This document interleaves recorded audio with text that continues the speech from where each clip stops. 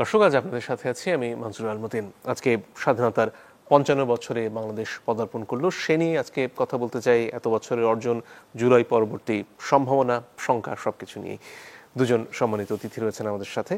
আছেন জনাব মুজাহিদুল ইসলাম সেলিম, তিনি সাবেক সভাপতি সিপিবি, এবং আছেন বীর মুক্তিযোদ্ধা জনাব ফজলুর রহমান অ্যাডভোকেট, তিনি বিএনপি চেয়ারপারসনের উপদেষ্টা। আপনাদের দুজনকেই স্বাগত আমাদের এই অনুষ্ঠানে। দর্শক, আলোচনায় যাবার আগে আজকে এই মহান স্বাধীনতা দিবস উদযাপন নিয়ে একটি প্রতিবেদন দেখে আলোচনায় আসবো আমরা। ২৬ মার্চের প্রথম প্রহর, অন্ধকার ছেদ করে নতুন ভোর, নতুন প্রত্যাশা। মহান স্বাধীনতা দিবসে জাতীয় স্মৃতিসৌধে ৭১-এর বীর শহীদদের প্রতি শ্রদ্ধা জানান রাষ্ট্রপতি মোহাম্মদ শাহাবুদ্দিন।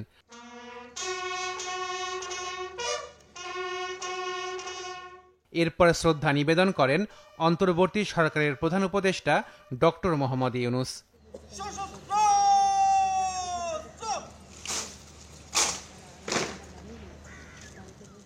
এছাড়া শ্রদ্ধা জানান প্রধান বিচারপতি, প্রধান নির্বাচন কমিশনার, উপদেষ্টা পরিষদের সদস্য সহ বিশিষ্ট নাগরিকরা। স্মৃতিসৌধে শ্রদ্ধা জানাতে ছুটে আসেন বিভিন্ন রাজনৈতিক দল, সামাজিক সাংস্কৃতিক সংগঠন ও সাধারণ মানুষ। রাজনৈতিক নেতারা বলেন, ৭১ এবং ২৪কে তুলনা করার কিছুই নেই। আজকে স্বাধীনতা দিবস প্রমাণ করবে যে দ্বিতীয় স্বাধীনতা বলে বাংলাদেশে কিছু নাই। এমন সময় যদি কখনো আসে জাতীয় বৃহত্তর ঐক্যের প্রয়োজন পড়বে, দেশের স্বাধীনতা সার্বভৌমত্বের জন্য ঐক্যের প্রয়োজন পড়বে, তখন কিন্তু আমরা সবাই এক হয়ে যাবে। ৭১ এবং ২৪ আলাদা কিছু নয়, বরং ২৪-এর গণ অভ্যুত্থানের মধ্য দিয়ে ৭১-এর যে স্পিরিট সেটি পুনর্জীবিত হয়েছে। গণ অভ্যুত্থানের আকাঙ্ক্ষা, আমাদের যে জনগণের যে সংস্কার এবং পরিবর্তনের আকাঙ্ক্ষা, সেই আকাঙ্ক্ষা থেকে কেউ সরে যায় তাহলে অবশ্যই তাদের সাথে আর ঐক্যের সুযোগ থাকবে না। এই অনেকটা যাতে রাষ্ট্রের সংহতিকে নষ্ট না করে, আগামী দিনের সম্ভাবনাকে নষ্ট না করে।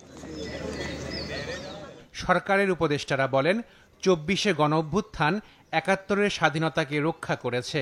জাতীয় স্বার্থে রাজনৈতিক দলগুলোর ঐক্যের আহ্বান জানান তারা।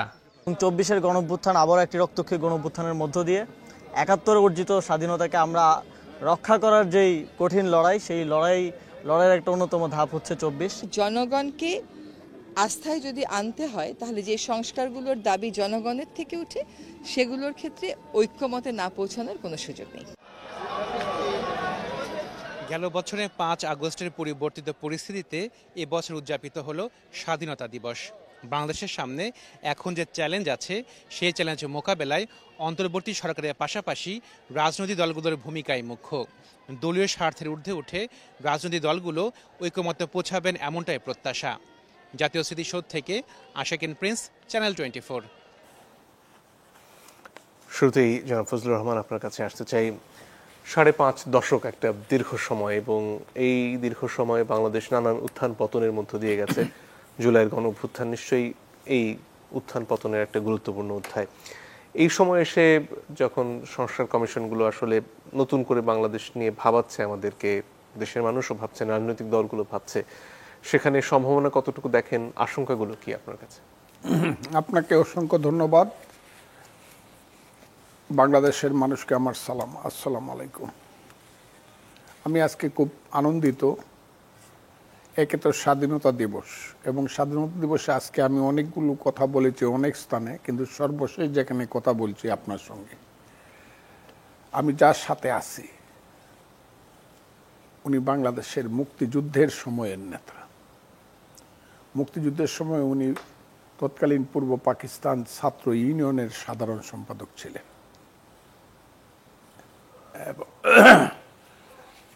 এবং নুরুল ইসলাম নাহিদ ভাই প্রেসিডেন্ট ছিলেন, সেলিম ভাই সেক্রেটারি ছিলেন, জনাব মুজাহিদুল ইসলাম সেলিম। এবং ঠিক এর আগে ৭০ সনে একটা ডাকসু ইলেকশন হয়েছিল, উনি ছাত্র ইউনিয়ন থেকে জিএস দাঁড়াইছিলেন। খুব কঠিন ফাইট করছিল আব্দুল কুদ্দুস মাখনের সাথে, একদম নেক টু নেক ১০০ ভোটের মধ্যে ফাইটটা হয়েছিল। কাজেই এমন একজন মানুষ যিনি মুক্তিযুদ্ধ করেছেন, মুক্তিযুদ্ধের নেতৃত্ব করেছেন। মুক্তিযুদ্ধের সময় তার বক্তৃতা আমি বোধ হয় রেডিওতে শুনেছি, নাহিদ ভাইয়ের বক্তৃতা তো একদিন শুনেছি। এরা হলো জীবন্ত কিংবদন্তি। যদিও বয়সে উনি আমার চেয়ে খুব বড় নন, কিন্তু কেন্দ্রীয় রাজনীতিতে উনি আমার চেয়ে আগে এসেছেন। অবস্থার পরিপ্রেক্ষিতে আজকে উনি আমার মনে হয় অ্যাক্টিভ পলিটিক্স থেকে একটু দূরে আছেন শারীরিক অবস্থা বয়সের কারণে, কিন্তু এখনো বাংলাদেশের মানুষকে তার মেধা শক্তি দিয়ে, তার চিন্তা শক্তি দিয়ে উজ্জীবিত করেন কথায়। বাংলাদেশ যখন বিপদে পড়ে আমি দেখেছি উনি ছুটে আসেন কথা বলার জন্য। সেই সেলিম ভাইকে সাথে নিয়ে আজকে কথা বলছি যে 5.5 দশক বললেন, 55 বছর, ঠিক আছে। তখন আমারও বয়স ছিল 23 বছর। আমি তখন MA ফাইনাল ইয়ারে পড়ি ঢাকা ইউনিভার্সিটি। কাজে মুক্তিযুদ্ধের বুঝবার আমার আর কিছু নেই, কারণ তখনই আমি একটা জেলার প্রেসিডেন্ট সেক্রেটারি হওয়ার অবস্থানে ছিলাম। হয়ে আমি ঢাকা ইউনিভার্সিটিতে আসছি, এবং যেহেতু আমি শাহজাহান সিরাজের রুমমেট ছিলাম, বাংলাদেশ ছাত্রলীগের তৎকালীন জেনারেল সেক্রেটারি শাহজাহান সিরাজের 116 নম্বর ইকবাল হলের রুমমেট ছিলাম। কাজে আমার দেখার আর কিছু বাকি নেই। সেই যুদ্ধে আমরা যে কারণে গিয়েছিলাম, আজকের প্রেক্ষাপটে 55 বছর পরে এসে আমি বলতে পারি আমাদের স্বপ্নের বাংলাদেশ আজকের বাংলাদেশ না। আমরা যে স্বপ্ন নিয়ে যুদ্ধ করতে গেছিলাম, যে দেশের মানুষের মধ্যে গণতন্ত্র আসবে, গণতন্ত্রের মাধ্যমে একটা সমাজ প্রতিষ্ঠা হবে, এবং তৎকালীন সময়ের শ্রেষ্ঠ যে স্লোগান সমাজতন্ত্র, দ্বিতীয় মহাযুদ্ধের পরে সেই স্লোগানে বিশ্ব মুখরিত হতো। আমরা মনে করেছিলাম অন্তত পেটের ভাত পরনের কাপড় হবে, বৈষম্যহীন একটা সমাজ হবে, 22 পরিবার, আদমজি, ইস্পাহানি, দাউদ বাহনীরা আমাদেরকে শোষণ করবে না, একটা ধর্মনিরপেক্ষ অসাম্প্রদায়িক রাষ্ট্র হবে। সেই রাষ্ট্রটা বাঙালি জাতিসত্তাকে এমনভাবে গড়ে তুলবে যেখানে আমরা বলতে পারবো হিন্দু নয় ওরা মুসলিম, জিজ্ঞাসে কোনো জন, কান্ডারি বলো ডুবিছে মানব সন্তান আমার মার। সারা পৃথিবীতে মাথা উঁচু করে মুক্তিযুদ্ধের জাতি হিসাবে আমরা দাঁড়াতে পারবো। কিন্তু আমার সেই 55 বছর আগের স্বপ্নটা এখন পর্যন্ত আমি বাস্তবায়ন করতে পারি নাই। বিশেষ করে 5ই আগস্টে, ঠিক আছে, শেখ হাসিনার 16 বছরের শাসন দুঃশাসন ছিল, নির্বাচন দেয় নাই, মানুষের গণতান্ত্রিক অধিকারকে হত্যা করেছিল, কণ্ঠ রোধ করে রেখেছিল, অর্থ লুটপাট করেছিল, এই দেশে একটা লুটপাটের অর্থনীতি চালু হয়েছিল, সব কিছু ঠিক আছে। কিন্তু মানুষ যার পিছনে ছুটল, নেতৃত্ব দেখে নাই। মানুষ শুধু দেখছে হাসিনা বিরোধী একটা স্লোগান হচ্ছে, প্রথমে কোঠা, তারপরে সামান্য কিছু আন্দোলন, তারপরে আগস্টের 1 তারিখ থেকে এক দফা এক দাবি শেখ হাসিনা কবে যাবে। এইটার পিছনে মানুষ ছুটছে। কে নেতা, কে সমন্বয়ক, এগুলো নিয়ে কেউ মাথায় গামায় নাই। প্রতিদিন প্রতি মুহূর্তে আমরাও এই বৃদ্ধ বয়সে, 77 বছর বয়সে, আমি প্রতিদিন 2-3টা টকশো করছি। স্ত্রীকে বলছি তুমি কিন্তু বিধবা হইতে পারো, সন্তানদেরকে বলছি তোমরা কিন্তু এতিম হতে পারো, কিন্তু আমরা কিন্তু শেখ হাসিনা বিরোধী আন্দোলনে যাবই। অনেকে জিজ্ঞাসা করছে হাসিনা গেলে আসবে কে, আমি বলছি, আমি নিজেই বলছি আজরাইল আসুক। আপনি কি মনে করেন যে বৈষম্য বিরোধী ছাত্র আন্দোলনের যে নেতৃত্ব জুলাইয়ের আন্দোলনে, সেটা খুব একটা গুরুত্ব বহন করে না? তারা নিজেদেরকে খুব গুরুত্বপূর্ণ করে তুলছে। আসলে এটার খুব বেশি গুরুত্ব ছিল বলে আমার মনে হয় না। ওই 5-6টা ছেলেরে ধরে নিয়েছিল হারুন, হাসিনার আমলে যা হইতো যে ডিবি হারুন ধরে নিয়েছিল। এর বাইরে জনাব মুজাহিদুল ইসলাম সেলিমরা যে নেতৃত্ব দিচ্ছে মুক্তিযুদ্ধে এবং তার পরবর্তী সময়ে, এবং আমাদের মতো লোকেরাও যে এরশাদ বিরোধী আন্দোলনে যে নেতৃত্ব দিচ্ছে, বিভিন্ন আন্দোলনে, বিভিন্ন, আমি বললাম আমি তো একটু রাজনীতি করি বলে সব কথা বলা যাবে না, আমরা যে ওর মুখামুখি হইয়া নেতৃত্ব দিছি, এমনকি মুক্তিযুদ্ধে দিনের পর দিন, মাসের পর মাস, আষাঢ় শ্রাবণের বৃষ্টি ভরা রাতে যুদ্ধ করছি, বাংকারে থাকছি, 1200 মুক্তিযোদ্ধার নেতৃত্ব করছি, ট্রাকে অস্ত্র জমা দিয়ে পরের দিন বিশ্ববিদ্যালয়ে সেই পলিটিক্যাল সায়েন্সে আবার ক্লাসে গেছি। নাজমা চৌধুরী ছিল, জাতীয় অধ্যাপক আব্দুর রাজ্জাক ছিলেন, মনিরুজ্জামান স্যারেরা ছিলেন, তাদের ছাত্র হিসাবে হাতজোর করে বসে লেখাপড়া করছি। রাষ্ট্রের ক্ষমতা চাই নাই মুক্তিযুদ্ধের পরেও। কিন্তু আজকের যে প্রেক্ষাপট, এই প্রেক্ষাপটটা আমি আবারও, আমার নেতা বসে আছে এখানে, আমি এই প্রেক্ষাপটটা আমি আপনাকে বলি, আমার সাথে 5ই আগস্ট এবং তার পরবর্তী যে কর্মকাণ্ড, এইটা যোজন যোজন তফাৎ। আমার নিজেকে মনে হয় আমি প্রতারিত হয়েছি, এখন মনে হয় যে আমি প্রতারিত হয়েছি। আর কে কিভাবে এটা আমি জানি না, কিন্তু আমার মনে হয় আমি প্রতারিত হয়েছি। ধন্যবাদ। জনাব সেলিম, আপনার কাছে এ পর্যায়ে আসতে চাই। মুক্তিযুদ্ধের অন্যতম নেতৃত্ব একজন আপনি, সেই অভিজ্ঞতার আলোকে আজকের বাংলাদেশ 5.5 দশক পরে এসে জনাব ফজলুর রহমান খানিকটা হয়তো হতাশার সুরে কথা বললেন, আপনি কি একইভাবে চিন্তা করছেন নাকি আপনি আশার আলো দেখেন এবং এই যে ছাত্ররা তাদের মতো করে রাজনীতি করছে বা তাদের যে জুলাই অভ্যুত্থানের চেতনা সেটাকে আরেকটু বাস্তব রূপ দিতে চাইছে, এই চেষ্টাটাকে আপনি কিভাবে দেখেন? অসংখ্য ধন্যবাদ। ফজলুর রহমান সম্পর্কে আমি খুবই সম্মানের সঙ্গে এবং প্রশংসার সঙ্গে তার ভূমিকা অবলোকন করেছি এবং স্পষ্টবাদী সাহসী উচ্চারণের ভেতর দিয়ে মানুষের ভেতরে আশা জাগিয়ে তোলার একটা অনন্য ক্ষমতা আগাগোড়াই তার ছিল।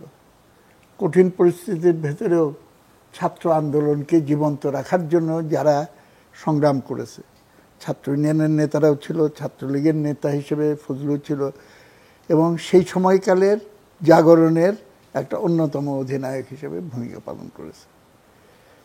তার সঙ্গে অনেক দিন পর সাক্ষাৎ হলো, এটা আমার নিজের ভেতরেও একটা প্রাণ সঞ্চার হয়েছে। যাই হোক, আলোচনার ভেতরে যাই। মুক্তিযুদ্ধ, স্বাধীনতা, আমরা এই দিবসটা পালন করছি, শহীদদের প্রতি আমি শ্রদ্ধা নিবেদন করছি।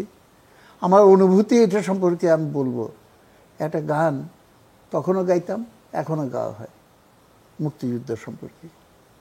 একটি ফুলকে বাঁচাবো বলে যুদ্ধ করি, একটি মুখের হাসির জন্য অস্ত্র ধরি। ফুলের বাগান তৈরি করার জন্য আমরা মুক্তিযুদ্ধ করেছিলাম। ফজলু নিশ্চয়ই আমার সঙ্গে সাক্ষী দিবে, আমিও মুক্তিযুদ্ধ ছিলাম। এক একটা এলাকা হানাদার মুক্ত করে আমরা সেখানে ফুলের বাগান সাজানোর প্রচেষ্টা নিয়েছিলাম, ক্ষুদ্র ক্ষুদ্র, এবং আমাদের পরিকল্পনা ছিল এইভাবে সুন্দর করে ফুলের বাগান হিসেবে দেশকে সাজিয়ে তুলব। সেখানে কোনো নারী ধর্ষণ হতো না মুক্ত এলাকায়, সেখানে কোনো ঘুষ দুর্নীতি ছিল না, সেখানে কোনো মাস্তানি চুরি ডাকাতি ছিল না। কিসের জোরে? মানুষের জাগরণের শক্তির ফলে এটা সম্ভব হয়েছিল। কিন্তু পুরা দেশ স্বাধীন করে যখন আমরা অগ্রযাত্রা শুরু করলাম, সেই স্বপ্ন ধীরে ধীরে ধীরে ধীরে আস্তে আস্তে নিপতে নিপতে আজকে একটা মহা রুগ্নতার ভেতরে আমরা পড়ে গেছি। সেই দেশ, আমাদের স্বপ্নের দেশ, আমরা পাইনি। এখানে এখন একটু আগে জনাব ফজলুর রহমান যে কথাটা বলছিলেন যে মুক্তিযুদ্ধের পরে মুক্তিযোদ্ধারা সরকারের অংশ নেননি, তারা যার যার মতো বাড়ি ফিরে গেছেন এবং মুক্তিযুদ্ধের পরপরই যে নির্বাচনে কারচুপি বলুন, দুর্ভিক্ষ বলুন, তারপরে 5 বছরের মধ্যেই বাকশাল বলুন, এই সবগুলো ঘটনা ঘটার সময়ে আপনারা কি ভাবতেন যে সে সময় কি সরকারে যাওয়াটা উচিত ছিল আপনাদের, না দূরে চলে যাওয়াটাই ঠিক ছিল? দেখুন, সরকারে যাওয়া না যাওয়ার প্রশ্নটা আমার বিবেচনায় হলো সেকেন্ডারি কোশ্চেন, যদিও এটা ভাইটাল কোশ্চেন। কে ক্ষমতায় যাচ্ছে ব্যক্তি হিসেবে তার চেয়ে ইম্পর্ট্যান্ট হলো কোন শ্রেণীর স্বার্থ রক্ষাকারী শক্তি রাষ্ট্র ক্ষমতায় অধিষ্ঠিত। এবং যদি আমরা পুরানো শোষক শ্রেণীকেই ক্ষমতায় রেখে শোষিত মানুষের কল্যাণের হবে বলে চিন্তা করি, এটা একটা আহাম্মকি ছাড়া কিছু নয়। ইতিহাস প্রমাণ করে যে মেহনতি মানুষ নিজে যদি ক্ষমতায় অধিষ্ঠিত না হতে পারে, তার স্বার্থ কেউ রক্ষা করে না। আমি পাবলিক মিটিংয়েও বলি জনগণকে উদ্দেশ্য করে, জমি বর্গা দেওয়া যায়, স্বার্থ বর্গা দেওয়া যায় না, এটা মনে রেখেন।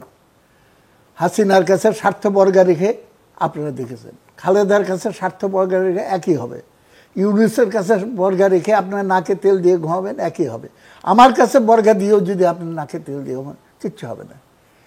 মানুষকে ক্ষমতায়নের ভেতরে নিয়ে যেতে হবে এবং ক্ষমতায়নের প্রশ্নটা খালি মন্ত্রী মিনিস্টার হওয়া না, এইটা তো আছেই। প্রশাসন, রাষ্ট্রযন্ত্র কার দ্বারা নির্দেশিত হয়ে কাজ করবে, তার চেয়ে বড় কথা হলো অর্থনীতির নিয়ন্ত্রণটা কার হাতে থাকবে। এবং সেই জায়গা থেকে যদি আমরা পুরা ব্যবস্থার একটা মৌলিক পরিবর্তন না করতে পারি, তাহলে পরে কিন্তু সমস্যা হবে। আজকে জাস্ট এই পয়েন্টটা আমি মনে করি যে খুবই ইম্পর্টেন্ট। ইদানিংকালে বা অতি সম্প্রতি একটা বিতর্ক শুরু হয়েছে, 24-এর গণ অভ্যুত্থান একটা বিশাল জাগরণ, ঐতিহাসিক ঘটনা। এবং আমি দেখেছি, সবাই দেখেছে, বাড়ি বাড়ি থেকে ছোট ছোট ছেলে মেয়ে চলে এসেছে স্বতঃস্ফূর্তভাবে। আপনারা ঢাকা শহরের গ্রাফিটিগুলো দেখেন ভালো করে, সেখানে কি লেখা আছে? আমার মুক্তিযুদ্ধের কথা লেখা আছে। স্বাধীনতা এনেছি, সংস্কার আনবো। মসজিদ, মন্দির, প্যাগোডা, গির্জার ছবি দিয়ে বলা আছে রাষ্ট্র সবার, ধর্ম যার যার। এইগুলোই তো আমাদের মুক্তিযুদ্ধের কথা ছিল। আমি মনে করি এখনো আম জনতার ভেতরে সেই মুক্তিযুদ্ধ হারিয়ে যেতে পারে না, হারিয়ে কোনোদিন যাবে না। কিন্তু চরম বিভ্রান্তি সৃষ্টি করার চেষ্টা করা হচ্ছে।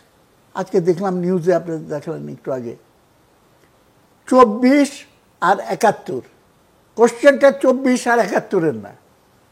যখন বলা হয়েছে আমরা 47 এবং 71 এবং 24 এই তিনটাকে একসঙ্গে মিলায় ফেলার চেষ্টা করা হচ্ছে। ইম্পসিবল। এটা লজিক্যালি চিন্তা করেন। 47কে নেতিকরণ করে, নেগেট করে আমরা 71 করেছি। সুতরাং একই সঙ্গে 47-এর সমর্থক হব, আবার 71-এর সমর্থক হব, এইটা হয় আহমকরা বলবে, না হলে ধান্দাবাজ ষড়যন্ত্রকারীরা উদ্দেশ্য প্রণোদিতভাবে বলবে। আপত্তি হলো এই জায়গায়। এবং এই চিন্তা থেকে কিন্তু দ্বিতীয় প্রজাতন্ত্রের কথা বলা হচ্ছে কিনা মানুষের মনে সন্দেহ। এবং এইটা পরিষ্কার করে নিশ্চয়ই ফজলু সাহেব আমার সঙ্গে একমত হবেন, আমরা বয়স হয়েছে ঠিকই, সে বলেছে আমি অ্যাক্টিভ পলিটিক্সে নেই, শারীরিকভাবে হয়তো সব জায়গায় থাকতে পারে না, কিন্তু মানসিকভাবে। এবং এই গণঅভ্যুত্থানের সময় 2রা অগাস্ট যে দ্রোহযাত্রা, আমি তো নিজে উপস্থিত ছিলাম। এবং সেখানে মিছিল করে প্রেস ক্লাব থেকে শুরু লাখো জনতা, এবং প্রথম আওয়াজ উঠল শেখ হাসিনার পদত্যাগ চাই, এক দফা এক দাবি, আনুষ্ঠানিকভাবে। এবং সেইটাই কালমিনেট করলো 3 দিন পরে ইয়ের জায়গায়। কিন্তু আমি বলতে চাই যে বয়স আমাদের হয়েছে ঠিকই, কিন্তু অতীতের অভিজ্ঞতার আলোকে যদি নতুন প্রজন্ম তারা সেইটাকে ভিত্তি করে সামনের দিকে না অগ্রসর হয়, আগাতে পারবে না। ওর জন্য বাংলাদেশে কোনো কিছু করতে হলে মুক্তিযুদ্ধকে বাইপাস করে, এবং বাংলার এই জাতির ইতিহাসে শ্রেষ্ঠতম অর্জন হলো আমাদের মুক্তিযুদ্ধ, এইটার সঙ্গে অন্য কোনো কম্পেয়ার করাটা খুবই অনুচিত। এবং তারা তো দেখে নাই জেনোসাইড যেটা হয়েছে, এবং যেভাবে মানুষ অস্ত্র নিয়ে যুদ্ধ করেছে, 30 লক্ষ মানুষ শহীদ হয়েছে থেকে শুরু করে, এটা বর্ণনা দিয়ে আমি সময় করতে চাই না। কিন্তু অনেক কিছু নূতন, কিন্তু সেই নূতন হলেও আমাদের অতীত, সেইটার উপর ভিত্তি করে যদি আমরা নূতনকে নির্মাণ না করার চেষ্টা করি, তাহলে পরে কিন্তু আমরা পেছন দিকে অবধারিতভাবে চলে যাব, আশঙ্কা থেকে যায়। অনেক ধন্যবাদ। একটা বিরতির সময় হয়ে গেছে, দর্শক একটু পরে ফিরে আসছি, আশা করি সাথে থাকবেন।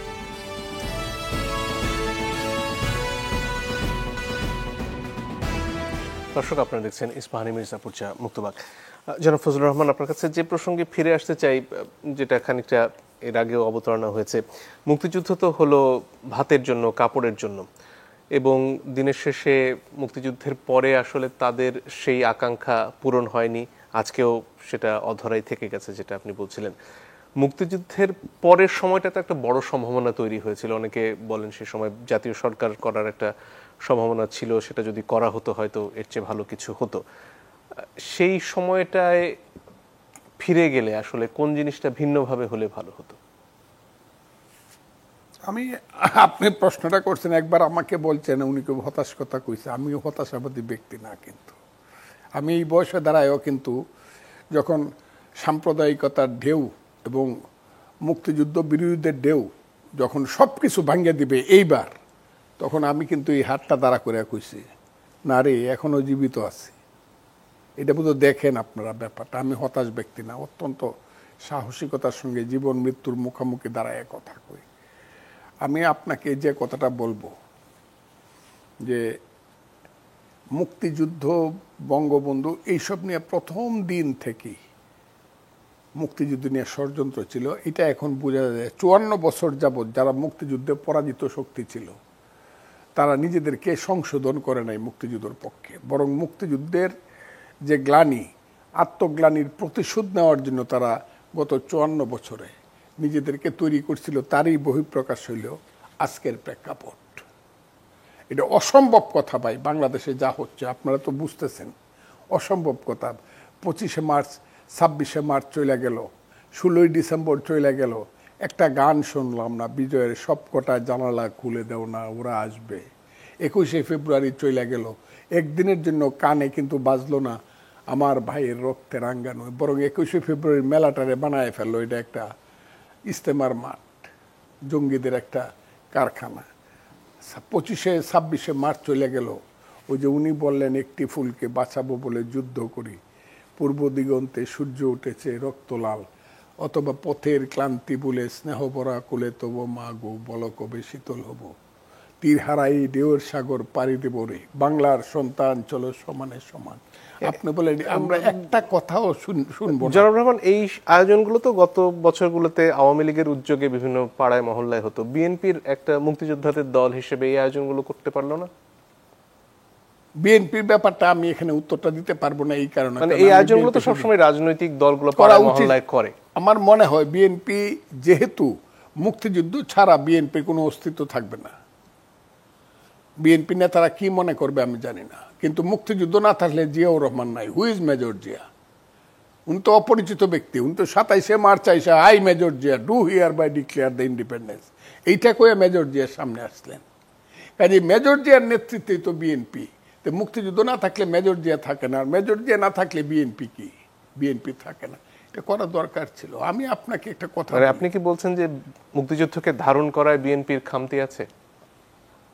মুক্তিযুদ্ধ ধারণ করার মধ্যে খামতি আছে কিনা তো এই কথাটা তো বলা যাবে না, কিন্তু যতটুকু করার প্রয়োজন ছিল আরো বেশি করতে পারতো ইচ্ছা করলে বিএনপি, তাইলে এইসব জিনিস থেমে যেত, এইসব অপকর্মগুলা থেমে যেত, যে যে অপকর্মগুলা হইতেছে সেগুলা থেমে যেত।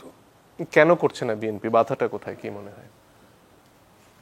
বিএনপির হয়তো একটা কথা আছে, গত 16 বছর নির্যাতিত হয়েছে, এবং এটা মুক্তিযুদ্ধ যারা মুখে মুখে বলছে এদের দ্বারা নির্যাতিত হয়েছে, কাজে মুক্তিযুদ্ধ সম্পর্কে একটা অ্যালার্জিক ভাব থাকতে পারে। কিন্তু মুক্তিযুদ্ধ আর শেখ হাসিনা এক না, এই কথাটা বুঝে ফেললে পরেই কিন্তু আর এই অসুবিধাটা থাকার কথা না, এই হার্ডলটা থাকার কথা না। শেখ হাসিনা তো যুদ্ধেই যায় নাই, তার স্বামী যুদ্ধে যায় নাই। মুক্তিযুদ্ধ করছে বাংলাদেশের 7.5 কোটি মানুষ, 1000 বছরের শ্রেষ্ঠ অর্জন। এই যে আমার নেতা বলছে 1000 বছরের শ্রেষ্ঠ অর্জন হলো বাঙালির মুক্তিযুদ্ধ, এটার সাথে অন্যদেরকে তুলনা হয়। কাজেই মুক্তিযুদ্ধ না থাকলে আমরা কেউই থাকি না, বাংলাদেশ থাকে না। আপনি খুব চিন্তা করে দেখেন, মুক্তিযুদ্ধ হলো বাংলাদেশের, মুক্তিযুদ্ধ হলো বাংলাদেশের মা, বাংলাদেশের পেট ছিঁড়েই মুক্তিযুদ্ধ বেরি, মুক্তিযুদ্ধের পেট ছিঁড়েই বাংলাদেশ হয়েছে। কাজেই আমি মনে করতেছি যে মুক্তিযুদ্ধটা যে কয় অনেকে যে মুক্তিযুদ্ধ কইলেই কি না কইলেই, নো। আপনি মাকে মা বলেন না, বাবাকে বাবা বলেন না, আপনি খুব ভালো মানুষ, এটা আমি কিছুতেই স্বীকার করব না। শুরুতে যে প্রশ্নটা করছিলাম যে মুক্তিযুদ্ধ যে সম্ভাবনা তৈরি করেছিল, মানুষের ভাতের অধিকার হবে, কাপড়ের অধিকার হবে, মুক্তিযুদ্ধের পরবর্তী সময়ে কোন রাজনৈতিক ভুলগুলোর কারণে কঠিন আমি দেব, উনি লিডার বসা আছে, আমি খুব কঠিন ভাবে দিব। মুক্তিযুদ্ধের পরে পরেই যে ঘটনাটা ঘটলো, হয়তোবা বঙ্গবন্ধুর অনুপস্থিতি অনেক গ্যাপ সৃষ্টি করছে। 10ই জানুয়ারি বঙ্গবন্ধু আসলেন 72-এর, সেই 12ই জানুয়ারি প্রধানমন্ত্রী হওয়ার কোনো দরকার ছিল বলে আমি মনে করি না। ওনার সারা দেশ ঘুরে দেখা উচিত ছিল, সবার সাথে কথাবার্তা সব কিছু করা উচিত ছিল, করে টোরে সমস্ত ঘটনা প্রবাহের সঙ্গে নিজেকে সম্পৃক্ত করিয়া 3 মাস পরে জাতীয় সরকারও করতে পারত। সেই সরকারটাই করলো, সেই অবস্থানটাই নিল 3.5 বছর পরে। তখন সময়টা কিন্তু অসময় হয়ে গেল, সময়ের কাজ অসময়ে হয় না। যে আপনি কি বলছেন বাকশালটা সঠিক সিদ্ধান্ত ছিল কিন্তু ভুল সময়? বাকশালটা সঠিক সিদ্ধান্ত না ভুল সময়, হ্যাঁ, তবে বাকশালটা এই সময় না করে এই সিস্টেমটা, জাতীয় সরকার টাইপের সিস্টেম যদি প্রথম দিন থেকে ট্রেনটা যদি লাইনে তুলতো, তাইলে এই অবস্থাটা না হতে পারত। এটা কি মুক্তিযুদ্ধের স্বপ্ন ছিল যে পত্রিকা শুধু সরকারি হবে, এক দল ছাড়া কোনো দল থাকবে না? এটা তখনকার সময়ের প্রেক্ষাপটে, আমি সেলিম ভাই এটার নেতা ছিলেন, আমি কিন্তু তখন ছাত্রলীগ আওয়ামী লীগ আমি কিন্তু ছেড়ে দিছি। সেলিম ভাই নেতা ছিলেন এবং উনি 2 নম্বর সদস্য ছিল, আমি যদি ভুল না কই উনি 1 নম্বর। শেখ শহীদকে খালি মাথার উপরে রাখা হয়েছিল, উনি জাতীয় ছাত্রলীগের 1 নম্বর ব্যক্তি ছিলেন, ডাকসুর বিপি ছিলেন। উনি উত্তরটা দিতে পারবেন। কিন্তু আমার কাছে মনে হয়েছে যেভাবে দোষী করা হয়, বঙ্গবন্ধুর সময় 25শে জানুয়ারি থেকে 15ই আগস্ট, কয় মাস? 7 মাস। 7 মাস সময় একবারে হাত পাও বান্ধা, চোখ পাও বান্ধা রাখছে। এটা কিন্তু বাংলাদেশে 2-4 বছর সব সরকারের আমলে হয়েছে, কথা বলা গেছে না। আমি কথাগুলা বলতে চাই না এখন। যত দোষ দেওয়া হয় এই কারণে তারা করে গোষ্ঠী শুদ্ধ শেষে হইলো বাংলাদেশের ফ্যাসিস্ট, অত দোষী না বোধ হইল আমার কাছে মনে হয়। কিন্তু নির্বাচনের সময় খন্দকার মোশতাকের নির্বাচিত হওয়া নিয়ে যে ঘটনাগুলো ঘটলো, তারপরে দুর্ভিক্ষ, এই ব্যাপারে আপনি যদি আমার বইটা পড়েন, আমার বইটা এবার দিলাম না যেহেতু এটা ইস্তেমার মাঠ বানায় ফেলছে, আমার পরিষ্কার লেখা আছে 41টা সিটে 41টা পার্লামেন্ট ইলেকশনে 73-এর ইলেকশনটাও সাংঘাতিকভাবে প্রশ্নবিদ্ধ হয়েছে। 41টা আমি এখন নাম ধরে বলতে পারবো যে এই সিটগুলোতে বাজে কাজ হয়েছে, যেটা বঙ্গবন্ধুর নেতৃত্বে 7ই মার্চের ইলেকশনে হওয়া ঠিক হয় নাই। মানে আমার প্রশ্ন হচ্ছে, এই সম্ভাবনাগুলো তো একটা দেশে বারবার তৈরি হচ্ছে আমাদের মতো দেশে, কিন্তু ভুলগুলো কোথায় হচ্ছে? মানে কেন এত বড় একটা রক্তক্ষয়ী মুক্তিযুদ্ধের 1-1.5 বছরের মাথায় একটা নির্বাচন করতে গিয়ে এই ধরনের কারচুপি করতে হলো আওয়ামী লীগের মতো দলকে? এই ধরনের মতো কার্যক্রম করার কারণেই আজকে কালো তালিকায় নামটা উঠে। কিন্তু কেন করতে হলো? মানে এই পথে কেন, এই ভুলগুলো রাজনৈতিক নেতৃত্ব কেন করে অভ্যুত্থানের? এই প্রশ্নের উত্তরটা দেওয়াটা খুব কঠিন হবে এখন এই অবস্থা ধরে, কিন্তু করাটা ভালো হয় না এটা আমি বলতে পারবো। এটা খুব বাজে কাজ হয়েছে, ইতিহাসের বিপক্ষের কাজ হয়েছে। এটা যে গণতন্ত্রের জন্য যুদ্ধ করলাম, ইহা খান আমার গণতন্ত্রের রায় মানে নাই বইলা 30 লক্ষ লোক জীবন দিল, অস্ত্র হাতে যুদ্ধ করলাম, সেই গণতন্ত্রকে আমি সঠিকভাবে মর্যাদা দিতে পারলাম না 73-এর 7ই মার্চের ইলেকশনে। এইটা খুব দুর্ভাগ্যজনক এবং খুব ভুল কাজ, এটুক বলতে পারবো। জি, জনাব সেলিম, আপনার কাছে ফিরে আসি। স্বাধীনতার পরের প্রথম 10 বছরের ইতিহাস মুক্তিযোদ্ধার হাতে মুক্তিযোদ্ধার নিহত হওয়ার ইতিহাস। হয়তো সেখানে অসংখ্য নাম, সেখানে কর্নেল তাহারের মতো নাম যেমন আছে, জেনারেল জিয়ার মতো নাম রয়েছে। এই যে একের পর এক হত্যাকাণ্ড, যারা একসাথে মুক্তিযুদ্ধ করলেন, একটা দেশের স্বাধীনতার জন্য জীবন বাজি রাখলেন, তারা নিজেদের মধ্যে এত বিবাদে কেন জড়িয়ে পড়লেন? এটার জন্য কি শুধুই দেশের বাইরের ষড়যন্ত্র দায়ী, নাকি আমাদের কোথাও একটা বড় ধরনের ভুল ছিল? জাসদের ইতিহাসের কথা তো মনে রাখতেই হবে। সেখানে এত তরুণ নিয়ে মুক্তিযুদ্ধ করলেন, তারপর একটা আলাদা দল হলো, বাকশালের মতন ঘটনা ঘটলো, সামরিক অভ্যুত্থান হলো। এখানে আসলে ভুলগুলো কি ছিল আমাদের? অসংখ্য ধন্যবাদ। খুবই গুরুত্বপূর্ণ প্রশ্ন, কিন্তু এত অল্প সময়তে এটা আলোচনা করা যাবে না। কিন্তু তবুও 2-1টা পয়েন্ট আমি বলছি। প্রথম কথা, মুক্তিযুদ্ধ সম্পর্কে আমাদের বুঝতে হবে মুক্তিযুদ্ধ 9 মাসের মিলিটারি অপারেশন না। 2 নম্বর, মুক্তিযুদ্ধ কেবলমাত্র একটা বিচ্ছিন্নতাবাদী আন্দোলন না, এইটা দীর্ঘদিনের সংগ্রামের সফল চূড়ান্ত পরিণতি। 100 বছর, তারও বেশি। এবং এটা জাতীয় মুক্তি আন্দোলনের যে ধারা সারা দুনিয়ায় চলছে সাম্রাজ্যবাদের বিরুদ্ধে, সেই ধারাবাহিকতারই একটা অংশ। আমরা পাকিস্তানি ব্যবস্থা এবং ভাবধারাকে নাকচ করে বাংলাদেশ প্রতিষ্ঠা করেছিলাম। এই ফান্ডামেন্টাল সত্যটা আমাদের বুঝতে হবে। পাকিস্তান যেই মতাদর্শের ভিত্তিতে প্রতিষ্ঠিত, সেটা হলো জাতি পরিচয় ধর্মের ভিত্তিতে নির্ধারিত হয়। এবং কুখ্যাত 0+0 থিওরি, সারওয়ার্দী সাহেব তখন আওয়ামী লীগের নেতা ছিলেন, তিনি বলেছিলেন, তার হাত দিয়ে সেন্ট্রো সিয়াটো পাক মার্কিন সামরিক চুক্তি স্বাক্ষরিত হয়েছিল। পাকিস্তান মিলিটারির ষড়যন্ত্র হিসেবে এটা করা হয়েছিল। সুতরাং এই সবের বিরুদ্ধে কিন্তু আমরা করেছি। থার্ড পয়েন্ট হচ্ছে, কোথায় ভুল? আমরা পাকিস্তানি ব্যবস্থাকে ডিসকন্টিনিউ করে আমরা কিন্তু যাত্রা শুরু করার অঙ্গীকার করলাম, কিন্তু শুরু থেকেই ডিসকন্টিনিউটি গুরুত্ব না পেয়ে কন্টিনিউটি গুরুত্ব পেয়ে গেল। এবং খুব কারেক্টলি বলেছে। এটা কার প্ররোচনায় হলো? কার প্ররোচনায়? সেটা প্ররোচনায় হয় না, বাস্তবতার ভিত্তিতে হয়। যেমন এই প্রসঙ্গে, আপনার এই প্রসঙ্গে বলি, মুক্তিযোদ্ধা তালিকা নিয়ে অনেক কথাবার্তা হচ্ছে। পরিষ্কার আমার কথা, মুক্তিযোদ্ধা 3 রকম। একটা হলো আদর্শ ভিত্তিক মুক্তিযোদ্ধা, 2 নম্বর হলো মুক্তিযোদ্ধা আউট অফ কনভিনিয়েন্স, গুলি গেছে এইদিকে, আমি পড়ে গেছি ঘটনাচক্র ওইদিকে, সার্কামস্ট্যান্সিয়ালি মুক্তিযুদ্ধে অংশগ্রহণ করেছে। আর 3 নম্বর হলো out of convenience, careful consideration, খুব চিন্তা করে এইদিকে গেলে লাভ বেশি হবে না ওইদিকে গেলে লাভ বেশি হবে। এই আর 16 ডিভিশনের কথা নাই বা 16 বললাম, ডিভিশনের কথা নাই বললাম, এবং সেই ফেনোমেনা এখনো আমি দেখতে পাচ্ছি। এই যে একটা কবিতা আছে, না বলে আমি পারছি না, রথযাত্রা মহাধুমধাম, মাটিতে লুটায় মানুষ করিছে প্রণাম, রথ ভাবে আমি দেব, পদ ভাবে আমি, মূর্তি ভাবে আমি দেব, হাসে অন্তর্যামী। এই যে গণঅভ্যুত্থান হয়ে গেল, এর নায়ককে?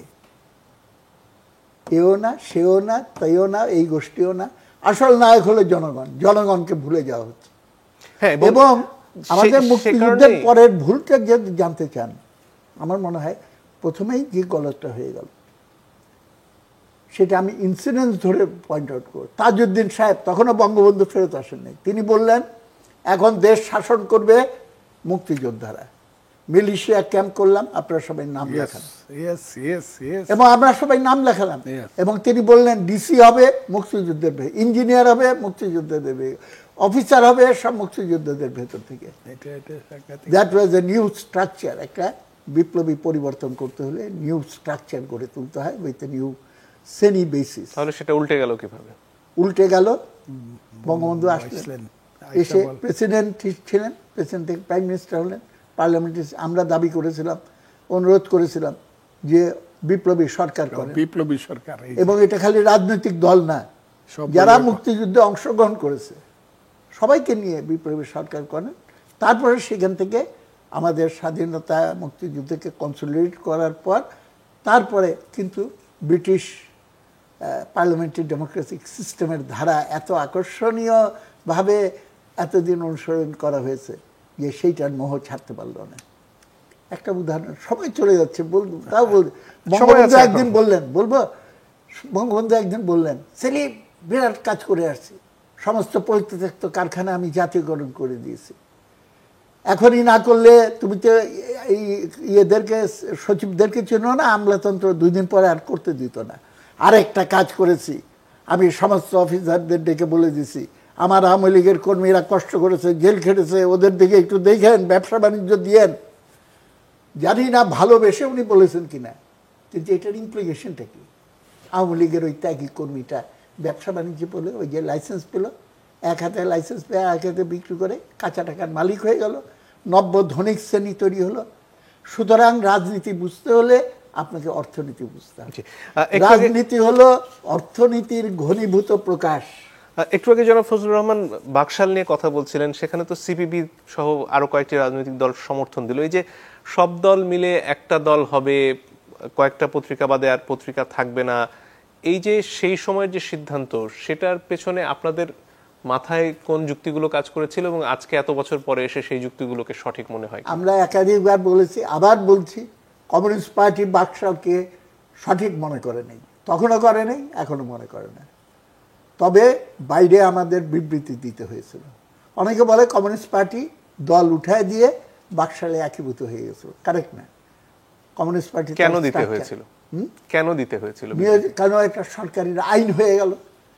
আমরা কমিউনিস্ট পার্টি, আপনাকে বলি অন রেকর্ড, বঙ্গবন্ধুকে অফিসিয়ালি পার্টির লিডারশিপ দিয়ে বলেছে যে one party system is not essential for socialism. আমাকে বলেছে বঙ্গবন্ধু যে আমি সিদ্ধান্ত নিয়েছি রেজিমেন্টেশন করব। আমি তখন কত বয়স, বঙ্গবন্ধুর সামনে বললাম যে রেজিমেন্টেশন তো পুলিশ মিলিটারিরা করে, বিপ্লব করতে হলে রেভলিউশনারি ডিসিপ্লিন দরকার, রেজিমেন্টেশন দিয়ে তো এটা হয় না। কিন্তু বলে যে আমি সিদ্ধান্ত নিয়ে ফেলছি। আমি এটা আগে কোথাও বলি নাই, বঙ্গবন্ধু আমাকে বললেন, সেলিম তুই কোনোদিন আওয়ামী লীগ করেছো? আমি যে না, করিনি। আমার কাছ থেকে শোনো, আওয়ামী লীগ যতদিন থাকবে এই দেশের সমাজতন্ত্র করা যাবে না। তা আমি কি আহম্মক খালি আওয়ামী লীগকে নিষিদ্ধ করবো? ওর জন্য আমি সব দল নিষিদ্ধ করে একটা জাতীয় দল করব বললেন। এটা কথা, এটা আপনি আমাদেরকে লিডার আমাদেরকে ডাকেন, উনি, আমি বাকশাল করতাম না, উনি এটাতে ছিল। এটা খুবই কঠিন আলোচনা এবং সাংঘাতিক তৎক্ষণিক প্রেক্ষাপটে মেনে নিতে হলো, কিন্তু ধরুন জাসদ তো মেনে নিল না, এবং সেটা কি ভুল ছিল তাহলে জাসদের? না, জাসদের ফেনোমেনাটা বুঝতে হবে আরেক দিক থেকে। জাসদ কেন জন্ম হলো, কোন পটভূমিতে জন্ম হলো, এক কথা আমি বলবো, হয়তো ঐতিহাসিকভাবে এটা দেখা যাবে যে মুক্তিযুদ্ধের ভেতর দিয়ে আওয়ামী লীগের ভেতরে যে র্যাডিক্যালাইজেশন হয়েছে সেটাকে যাতে চূড়ান্তভাবে হোল পার্টিকে গ্রিপ না করতে পারে, প্রিএমপ্টিভলি এই বিপ্লবী অংশটাকে বের করে নিয়ে আসলো। হয়তোবা এই বের করে নিয়ে আসলো সেটা একটা বড় রকম প্রশ্ন। আন্তর্জাতিক, আঞ্চলিক এবং নানান রকম শক্তির প্রয়াসে এই ঘটনাটা ওয়েল ক্যালকুলেটেড। সিরাজুল আলম খানের ভূমিকাটা কি ছিল সেক্ষেত্রে? সিরাজুল আলম খানের ভূমিকা উত্থান পতন নানাভাবে চলেছে, সেটা চূড়ান্তভাবে মূল্যায়ন করা হওয়া উচিত। তবে আমি বলবো তার মৃত্যুর পর তাকে যতটা অসম্মান করা হয়েছে, it is a criminal offence. তাকে এইভাবে অসম্মান করা কোনোভাবেই কারেক্ট না। আমরা তার সঙ্গে অনেক ডিফারেন্স আছে, কিন্তু আমরা জানি যে সে একটা ফোর ফ্রন্টে থেকে এই স্বাধীনতার জন্য করেছে এবং কত রকম চিন্তা তার ভেতরে এসেছে। সময় আছে এখনো খানিকটা বাকশালের ওই সময়ের আপনার অভিজ্ঞতাটা একটু শুনতে চাই জানাব। আমি তো বাকশাল করতাম না ওই সময়টা, বাকশাল হওয়ার পর আমি দল ছেড়ে দিয়েছিলাম। এই কারণে বারবার বলতেছি, সেলিম ভাই একদিন গেছে, এটা আমি আরেকদিন ঘটনাটা বলছি, সারা দেশ জানে। তখন মান্নান খান নামে ওনাদের এক কর্মী ছিল, রাশিয়াতে ট্রেনিং দিয়ে আসছে। তার বঙ্গবন্ধু কোন দিন 14 আগস্ট রাত্রের বেলায় চা খাইছে তারা, সেলিম ভাই, মাহবুজ্জামান সাহেব, কাজী আকরাম হোসেন, লেনিন ভাই এরা। তখন আমি পড়তেছি, সেলিম ভাই বলতেছে উনি কে? মান্নান বলছে উনি হলেন ফজলুর রহমান। সেলিম ভাই তখন বলতেছিল, দাদা তো ভাইয়া তো বড় ভাই তো সবসময় চিন্তা করতেছে বঙ্গবন্ধুর উপরে আঘাত হবে লাইক আলেন্দে। আমি বললাম, এবং এটা আমরা নিয়ে খুব ভীত আছি, উনি তো কোথাও যেতেও চাচ্ছে না বাইরে। আমি তখন সেলিম ভাইয়ের প্রশ্ন করছিলাম, আপনাদের মতো কমিউনিস্ট লিডার থাকতে বঙ্গবন্ধুর চিন্তা কি? উনি তখন কথাটা খুব সুন্দরভাবে আমাকে উত্তর দিয়েছিলেন যে সাম্রাজ্যবাদ যাকে আক্রমণ করে তাকে রক্ষা করা খুব কঠিন। এই রাত্রে এই ঘটনাটা ঘটলো আমার সামনে। ইন্দোনেশিয়ার প্লটটা, সেই আইদির থেকে ধরে কমিউনিস্টদের প্লটটা বাইসা উঠলো আমার।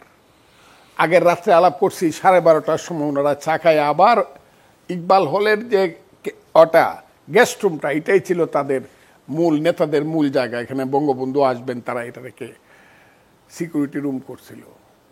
এই ক্ষেত্রে আমি অ্যাড করতেছি, এবং এটা দিয়ে রাজনীতির মর্ম কথাটা বোঝা যাবে। আপনি যে প্রশ্নটা বারবার, এই ভুলগুলো কেন হয়, বঙ্গবন্ধুকে সতর্ক করা হয়েছিল আমাদের পার্টির পক্ষ থেকে যে আপনার উপরে অ্যাটাক হইতে পারে। আমাকে বলছে, তোমার নেতারা আসছিল আমাকে সাবধান করে দিতে। আমি বলছি, দাদা আপনাদের নিয়ে চিন্তা করেন, নিজেদের নিয়ে ইন্দোনেশিয়া বানায় ফেলে আমাকে নিয়ে চিন্তা করেন, কোনো বাঙালি আমাকে গুলি করতে পারবে না, হাত কেটে একটা কথা। বঙ্গবন্ধু বাঙালি চিনতেন হয়তোবা, কিন্তু শ্রেণী শত্রু চিনতেন না। This is the problem. আপনাকে রাজনীতি বুঝতে হলে পরে অর্থনীতি বুঝতে হবে, শ্রেণী বুঝতে হবে। এই জায়গায় যেমন এখন হাজার সুন্দর সুন্দর কথা বলুক, শ্রেণীগত এবং অর্থনৈতিক ব্যবস্থার যে প্রভাব, এইটা থেকে এই যে তরুণ নেতৃত্ব বলে দাবিদার যারা আজকে মূর্তিভাবে আমি দেব এরকম পজিশন নেওয়ার চেষ্টা করছে, এদেরকেও কিন্তু আপনি এটার বাইরে রাখতে পারবেন না।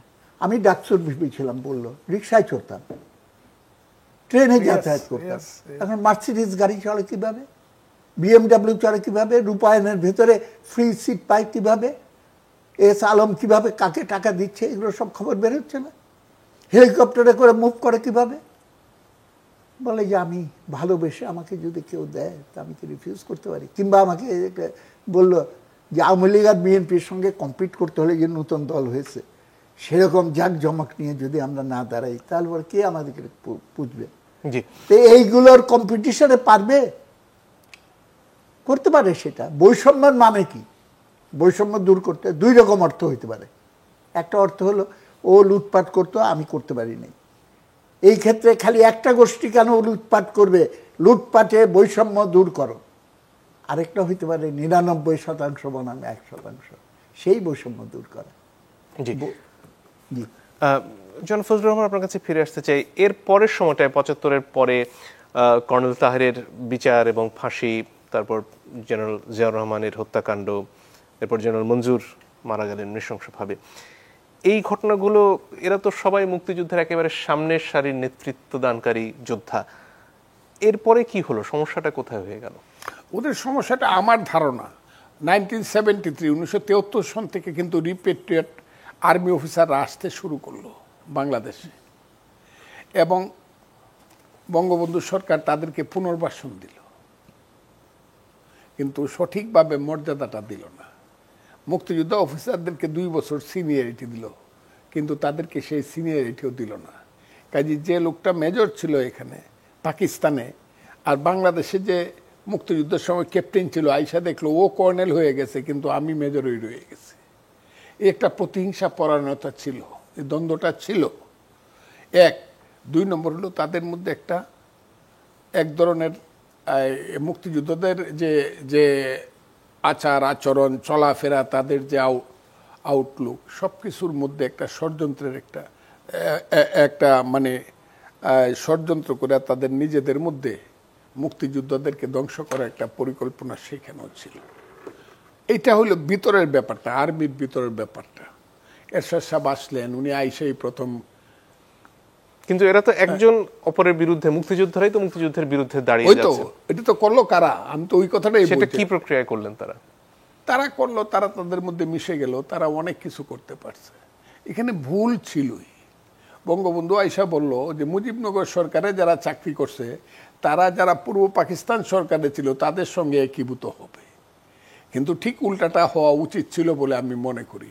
ওনার বলা উচিত ছিল যতই ছোট হোক, পরিসর যতই ছোট হোক, জ্ঞান যতই কম হোক, মুজিবনগর সরকারের অফিসিয়ালদের সঙ্গে পূর্ব পাকিস্তানের যারা অফিসিয়াল আছে তাদেরকে চেক করে আমরা অ্যাডজাস্ট করব। এটা হয় নাই। এইরকম সব জায়গাতেই হয়েছে, এবং তারই পরিণতিটা হলো যেখানে আমরা দেখতে পাচ্ছি যে প্রতিটা ক্ষেত্রেই মুক্তিযোদ্ধা অফিসারদের মধ্যে দ্বন্দ্ব হয়েছে, এটা দ্বন্দ্ব হয়েছে। এবং রাজনৈতিক শক্তি, ওই যে উনি যে কথাটা বললেন, আওয়ামী লীগের মধ্যে যে রেডিক্যাল যে ধারাটা ছিল, সেই রেডিক্যাল ধারাটা কিন্তু 72 সনে আইসে এখানে বিদ্রোহ করলো।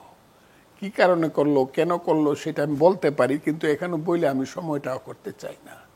আমার ব্যাখ্যাটাই সঠিক হবে তা না, কিন্তু আমার কাছে মনে হয়েছে আওয়ামী লীগের আওয়ামী ফোর্সের মধ্যে বঙ্গবন্ধুর পরে যে রেডিক্যাল ফোর্সটা ছিল সবটাকে ওখান থেকে, মূল ফোর্স থেকে বঙ্গবন্ধু বিচ্ছিন্ন করা হয়েছে, এবং আস্তে আস্তে ধীরে ধীরে সেটা আলট্রা লেফটের দিকে চলে গেছে, পরবর্তী সময়ে গণবাহিনীর দিকে চলে গেছে, নিজেরা ধ্বংস হয়েছে, দেশটাকে ধ্বংস করছে। এবং বঙ্গবন্ধুর সঙ্গে যারা ছিল তাদের মধ্যে সেই যোগ্যতাটা ওইভাবে ছিল না যতটা তাজউদ্দিন আহমদ থাকা পর্যন্ত ছিল। কিন্তু তাজউদ্দিন আহমদ ওখানে কর্নার্ড হয়ে গেছিল।